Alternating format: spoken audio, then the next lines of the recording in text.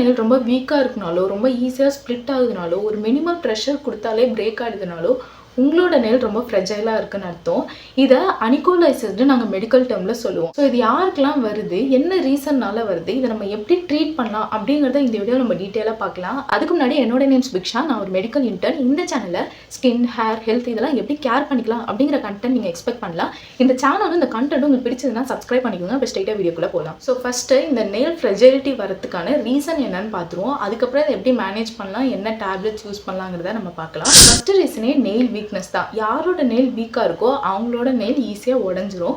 So இது யாருக்கு ரொம்ப அதிகமாக இருக்குன்னா மிடில் ஏஜ்டு விமனுக்கு இருக்கும். அப்படி இல்லைன்னா யாரும் அவங்களோட நெயில் அதிகமாக வாட்டர்லையோ இல்லை எனி கெமிக்கல் ப்ராடக்ட்ஸ்லையோ அதிகமாக எக்ஸ்போஸ் பண்ணுறாங்களோ அவங்களோட நெயில் இந்த மாதிரி வீக்காக இருக்கும். ஸோ இதை எப்படி மேனேஜ் பண்ணலாம் அப்படின்னா, நீங்கள் அதிகமாக வாட்டர்லையோ கெமிக்கல்லையோ உங்கள் நெயில்ஸ் எக்ஸ்போஸ் பண்ணுறீங்கன்னா நீங்கள் ஹேண்ட் க்ளோவ்ஸ் மாதிரி யூஸ் பண்ணிவிட்டு அதுக்கப்புறம் நீங்கள் அந்த ஒர்க் பண்ணலாம். அதே மாதிரி நீங்கள் அடிக்கடி உங்கள் நெயில்ஸை மாய்ஸ்சரைஸ் பண்ணி வச்சுட்டாலும் இந்த வீக் நெயில்ஸ் ப்ராப்ளம்லேருந்து ஓரளவுக்கு உங்களுக்கு ரிசல்ட்ஸ் கிடைக்கும். இன்னொரு முக்கியமான காரணம் ஏஜிங் தான். நமக்கு வயசாக எப்படி நம்ம பாடி வீக் ஆகுதோ அதே மாதிரி நம்ம நெயிலும் வீக் ஆகும். ஸோ வீக் ஆனோடனே அது பிரேக்கும் ஆகும். இப்போ டெர்மட்டாலஜிக்கல் டிசீஸ் இருக்குனாலோ லைக் ஃபங்கல் இன்ஃபெக்ஷனோ, சோரியாசிஸ், அலோபேஷியா அரியேட்டா இல்லைனா ஹைப்போதைராய்டிசம் இந்த மாதிரி ப்ராப்ளம் இருக்கிறவங்களோட நெயில்ஸுமே ரொம்ப வீக்காக இருக்கும்.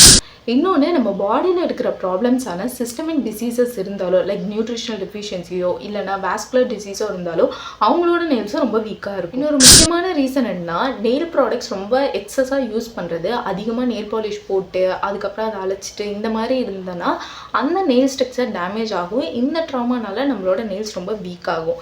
இன்னொரு முக்கியமான ரீசன்னா நம்ம மெடிகேஷன்ஸ் எடுத்துக்கிறது. ஒரு சில மெடிகேஷன்ஸோட சைட் எஃபெக்ட்ஸ்னாலையும் நம்மளோட நெயில் வீக் ஆகும். So at last medication. என்ன மெடிகேஷன் எடுத்துக்கணும்னு நான் சொல்கிறதுக்கு முன்னாடி அதை ஏன் எடுத்துக்கணும்னு நான் சொல்லிடுறேன். நம்ம நெயிலில் கெரட்டின் ப்ரோட்டீன்னு ஒன்று இருக்கும். இதுதான் நம்ம நெயிலுக்கு ஸ்ட்ரென்த்தையும் அதோட ஸ்ட்ரக்சரை டிஃபைன் பண்ணுற பவரையும் கொடுக்குது. ஸோ பயோட்டின் அவங்க டயட்டில் நீங்கள் இன்க்ளூட் பண்ணிக்கிறப்ப பயோட்டின் நம்ம பாடியில் இருக்க நியூட்ரியன்ஸை கெரட்டின் ப்ரோட்டீனாக மாற்றி நம்ம நெயிலுக்கு ரொம்பவே யூஸ்ஃபுல்லாக இருக்கும். ஸோ உங்கள் ஃபுட்டில் பயோட்டின் அதிகமாக இருக்க மாதிரி பார்த்துக்குங்க. பயோட்டின் இருக்க ஃபுட்ஸ் என்னென்னா எக்ஸ், நட்ஸ், ஹோல் கிரைன்ஸ் இதெல்லாம் சொல்லலாம். பயோட்டின் ஃபுட்டில் எடுத்துக்க முடியாதவங்க பயோட்டின் சப்ளிமெண்ட்ஸ் எடுத்துக்கலாம். 5 mg per day for adults நீங்கள் எடுத்துக்கலாம். பயோட்டின் கூட அயன் கண்டென்ட் இருக்கிற மாதிரி ஃபுட்ஸ் எடுத்துக்கிட்டாலும் இனிமேல் உங்களுக்கு பெனிஃபிட் தான். பிகாஸ் ஒரு சிலப்போ அனிமிக்காக இருக்கிறதுனால கூட நம்ம நெயில்ஸ் இந்த மாதிரி வீக்காக இருக்கலாம். இந்த வீடியோ உங்களுக்கு பிடிச்சிருக்குன்னு நம்புறேன். இந்த வீடியோ உங்களுக்கு பிடிச்சதுன்னா லெஃப்ட் சைடில் இருக்க வீடியோஸும் உங்களுக்கு பிடிக்கும். நீங்கள் அதையும் செக் பண்ணி பாருங்கள். ரைட் சைடில் இதுக்கு ரிலேட்டடான பிளேலிஸ்ட் கொடுக்குறேன், அதையும் செக் பண்ணி பாருங்கள். இந்த சேனலும் இந்த கண்டென்ட் உங்களுக்கு பிடிச்சிருந்தா சப்ஸ்கிரைப் பண்ணிக்கோங்க. இதே மாதிரி இன்னொரு வீடியோ நான் உங்களை மீட் பண்ணுறேன். தேங்க்யூ.